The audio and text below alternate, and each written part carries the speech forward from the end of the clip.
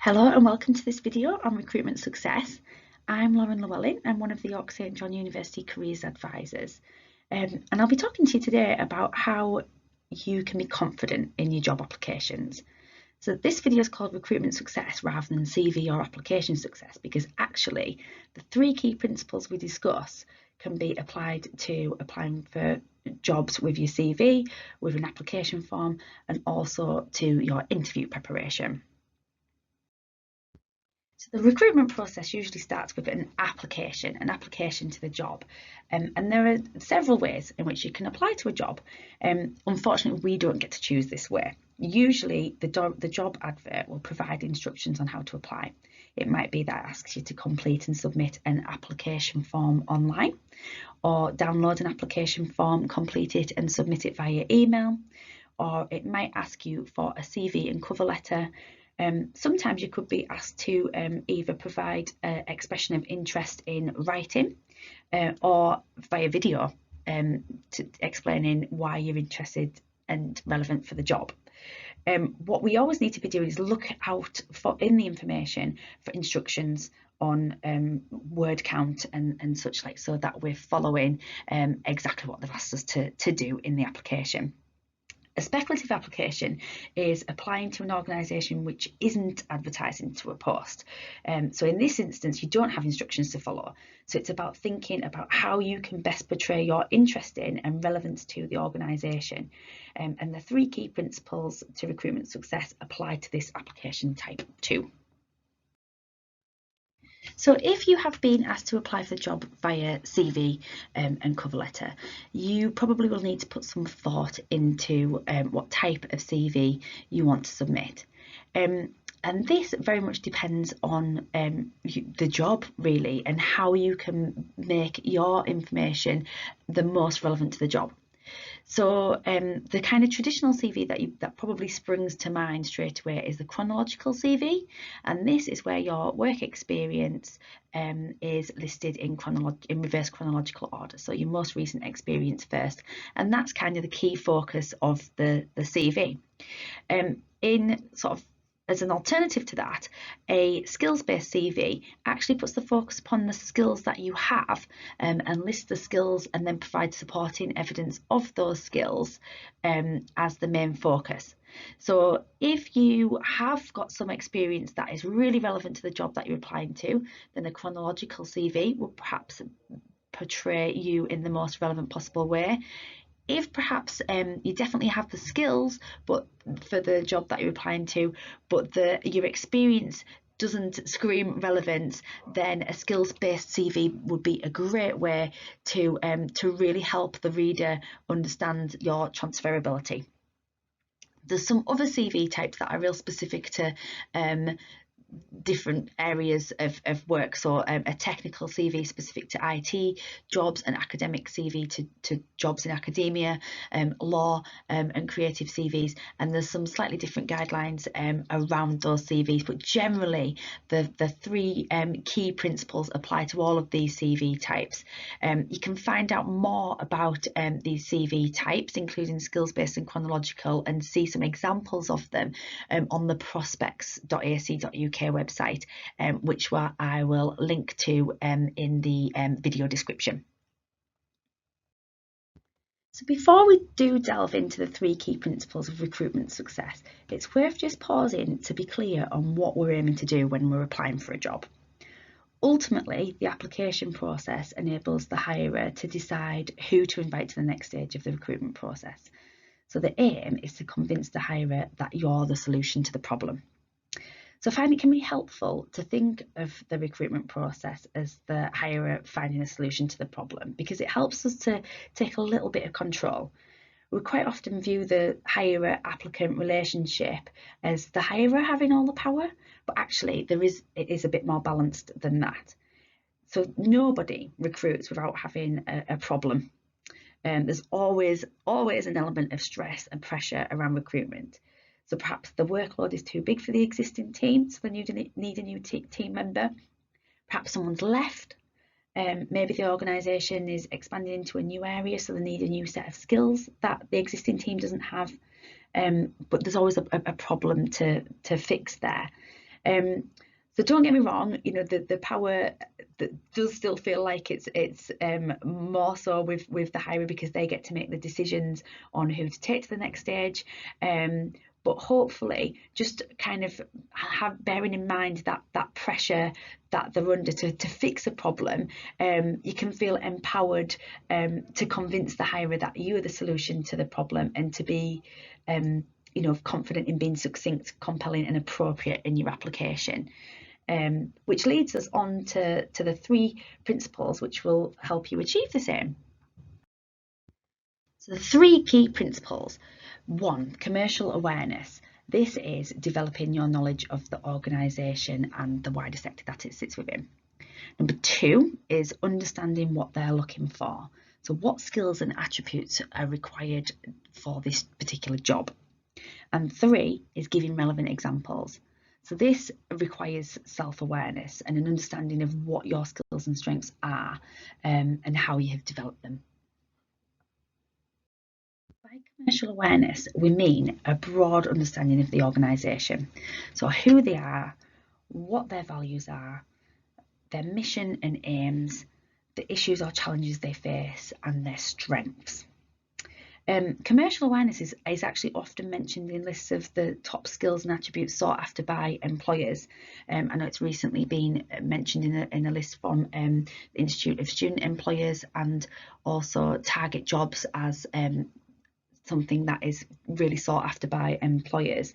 So spending time on building commercial awareness is a win-win, because having a strong understanding of the organisation will enhance your application and interview performance, because it impacts on how well you can carry out the other 2 principles. So how well you can understand what they're looking for, and also how relevant your examples of your skills and strengths can be. But also it demonstrates that sought after skill. So win-win there. You can build commercial awareness using the organisation's website, by looking at its social media pages, by Googling the organisation in news. You know, what sort of news has the organisation been involved in recently? And also by having a look at any professional bodies linked to the organisation or the sector that it sits within. A simple Google search on professional bodies for education, or professional bodies for retail, professional bodies for consumer goods, professional bodies for social media. There's always can always bring up some really interesting insights into the kind of wider sectors that organisations sit within. So it is this commercial awareness that helps you to articulate why this job and why in this organisation. So there's some pictures on the slide there of 2 schools, both both might recruit for the same types of jobs. However, if you were to apply for the same job in each of those schools with the same application, I would think that your success will be quite limited, just because each of those schools will have different missions and aims, will have different challenges, because you know they might be set in different communities. I can see one school is clearly a faith school. It will have different strengths.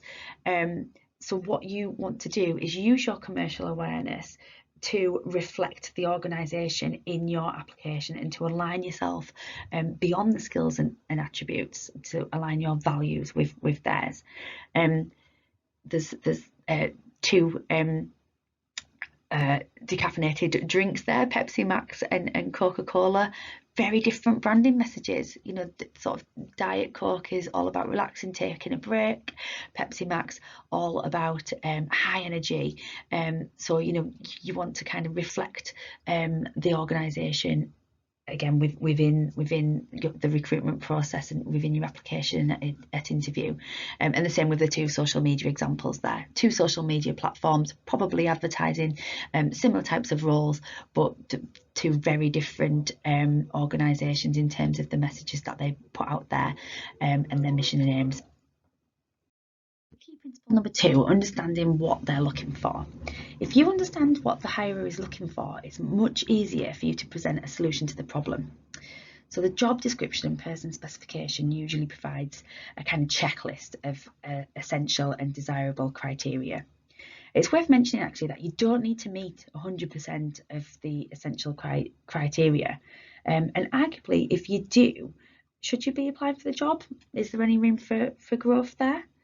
But if you can meet 80% of the criteria and demonstrate self-awareness of where you have room to grow and develop into the role, you could be a fantastic solution to that problem. So if there's parts of the person specification and job description that you don't tick, don't let that necessarily put you off from applying.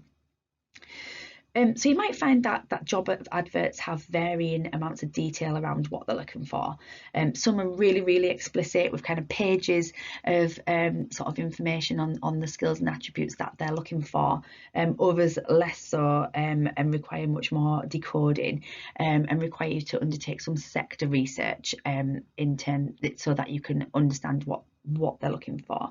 So sources of sector research include looking at similar jobs in other organisations, just to see if job descriptions there provide any more information on the skills and attributes required.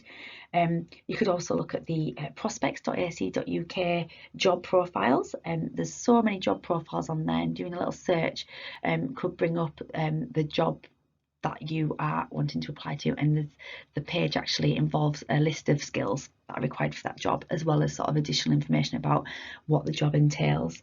And also another source could be people working in this role or sector.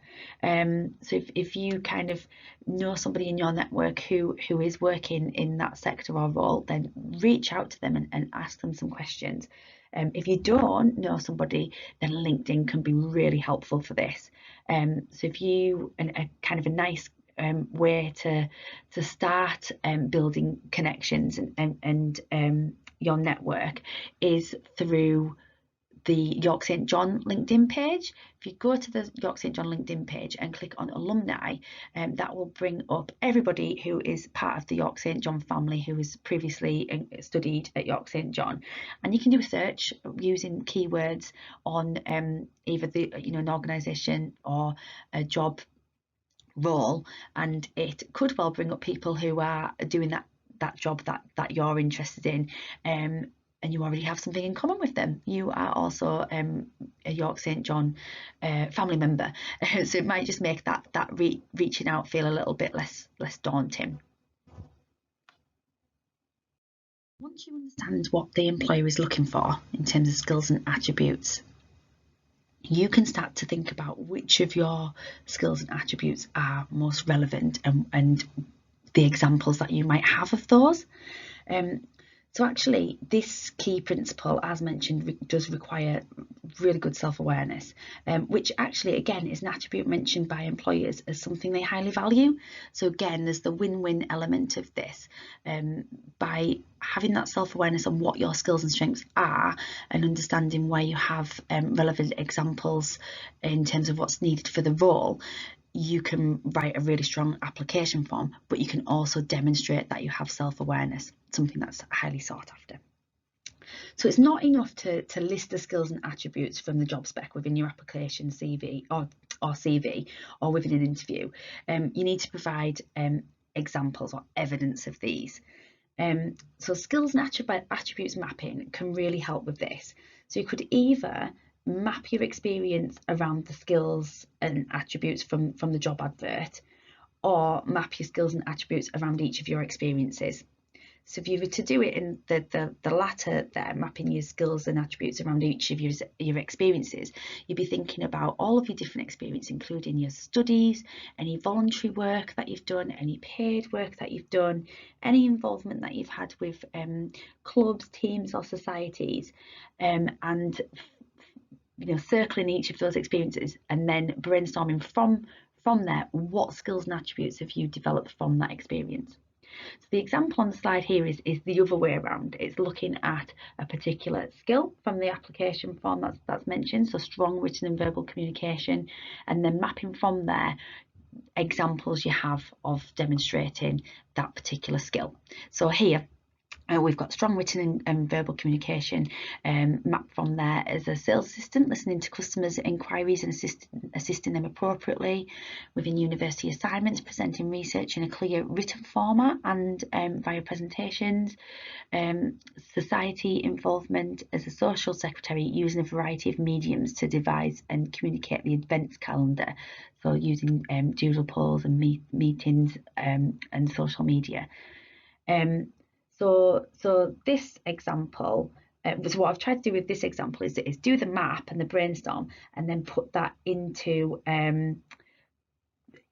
some writing that you would include on an application form, or you could make this even more concise to include on a CV. So regular assessment throughout my studies, my part-time sales assistant role, and my elected position as social secretary within the Game Society have enabled me to develop and demonstrate my written and verbal communication skills. For assessments, I have written reports summarising and critically analysing in-depth research and presented findings with clarity and confidence to large groups. Listening to and appropriately assisting customers in a professional manner is an everyday aspect of my sales assistant role. I use a variety of mediums such as online polls, in-person meetings and social media platforms to devise and communicate the event schedule within my role as social secretary. These experiences have resulted in receiving positive academic and professional feedback and well-attended social events. My well-developed communication skills enable me to be considered approachable, professional and helpful. So hopefully you can see there how spending the time on this mapping and really being aware of your skills and strengths and where you have evidence of those can then be used for the application process. So some top tips here around recruitment success. The focus of this video has been on the 3 key principles and applying these throughout the recruitment process, and really remembering them, pinning them at the top of your mind throughout the recruitment process can really help. So understanding what they're looking for, providing relevant examples of how your skills match what they're looking for, obviously really key to the application process. But then the commercial awareness can just really tie that all together, so you know what they're looking for, you know how you meet what they're looking for, but also you know why they're looking for those particular skills. And also you can align yourself beyond the skills and attributes and into values, reflecting the language they use as an organisation throughout the recruitment process. So for some other top tips there, accuracy is really key. If an organisation's received a large amount of applications, errors is a great way to quickly reduce the number of applications. So any applications with errors on will be dismissed if there's a huge number there. Readability, so making sure that all of that fantastic information, evidence you've provided reads really well, and the best way to check this is through asking other people to read it, to proofread for you. Using active words is a great tip because this maintains the focus on the skills that you are evidencing. So managed, collated, oversaw, coordinated, monitored, generated. These real active words can really help to keep that skills focus. And within a CV specifically, it can help you to be more concise and succinct with the words, keeping the sentences short. Add numbers where possible. So if you've got some particular results surrounding numbers, include those in applications and CVs, and of course at interview. Reflect the language of the person's specification. Use lots of white space. So this is relevant to your CV. If you think about a handout during a lecture or seminar, if it's crammed with words everywhere, think about how difficult it is to process that information. Actually lots of white space makes it much more easy to process, and given that employers spend, I think, an average of 7 point something seconds at looking at CVs. Having lots of white space can really help draw the eyes to the headings and subheadings that you want them to see immediately. No more than 2 sides of A4 for your CV. So there are some exceptions to that. A creative CV is usually just 1 page. I will put some links on further CV resources in the information section for this video. Academic CVs can be longer than 2 pages because it might include more information on publications and such like. So the final tip there, write to the person specification. Take time planning and think about your structure. This is specifically for application forms and that kind of whole free write, tell us why you're suitable for the job section of the application form. So through taking the time to really plan and think about your structure, you can ensure that you are being succinct and compelling with the information and making sure that it reads really well and flows really well. So a top tip specific to key principle number 3 and giving relevant examples and providing evidence of those relevant skills and attributes is using the STAR approach. And this is appropriate to both to all forms of application, so to CVs, application forms, and also within the interview scenario. And STAR is situation, task, action, result. So setting the scene, describing the purpose, explaining what you did, and sharing the outcome. And it's just a framework that helps us to stay on task with providing that real succinct and compelling information. So there's an example of it here linking to leadership skills, and this actually lends itself more to kind of an interview question, but you could, like I say, adapt this for an application form. Within a CV format, obviously we're trying to stick to those 2 pages of A4, so we might really condense this. So the situation could be the job title and organisation, as a kind of subheading of an aspect of your experience. The task might be like half sentence on what you had to do. The action, 1 or 2 sentences on how you did the job, focusing on concentrating on those action verbs and skills required, with the result being sort of any achievements. So sort of receive great feedback, or asked to train new members of staff, that kind of thing. So you can apply this to your CV too.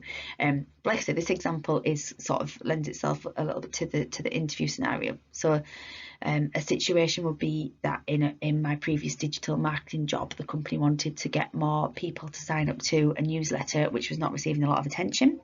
The tasks, so what were you doing?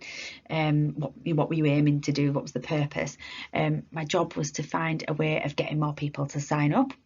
Action, what did you do? What did you do within the scenario?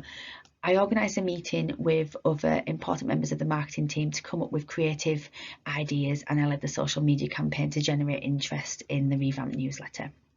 And the result, over a period of 3 months, there was a 25% increase in sign-ups to the newsletter, and the approach I took was used by the management team in other departments.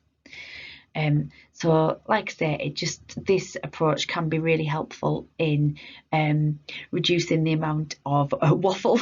I'm definitely someone who can easily waffle. So in an interview scenario, it can help provide that sort of framework for focus. On an application, it can just help you, again, sort of give that succinct information. So hopefully that's helpful. So if you have any queries at all about anything careers related, or this video particularly, please email careers@yorksj.ac.uk. You can also use that email address to send any documents that you would like to receive feedback on. So, for example, your CV and or cover letter. Perhaps you're working on an application form that you would like to receive some feedback on. Do email those to us and we can check them. Please include in the email the deadline that you're working towards if you are working towards one. Another way that we'd really like to help is through one-to-one careers support. So you might want to have a conversation with one of the careers advisors about a specific application that you're working on. We can definitely help with that, and I'll put some information in the information box underneath the video about how you can book an appointment. It could be that you've got a really good understanding or idea of what you want to do after university, and you'd like to talk about how you can make the most of your experience at York St John in terms of achieving that success of what you want to do. Perhaps you're not sure what you'd like to do yet, and you're not really sure what your version of success is. We can definitely help with that as well, and that's what the careers appointments are for all queries, careers related, no matter what stage sort of in your thought process you are. I hope that you found this video helpful. Thank you so much for listening. I will include some additional resources that could be helpful to your recruitment success in the information box underneath the video. Thank you.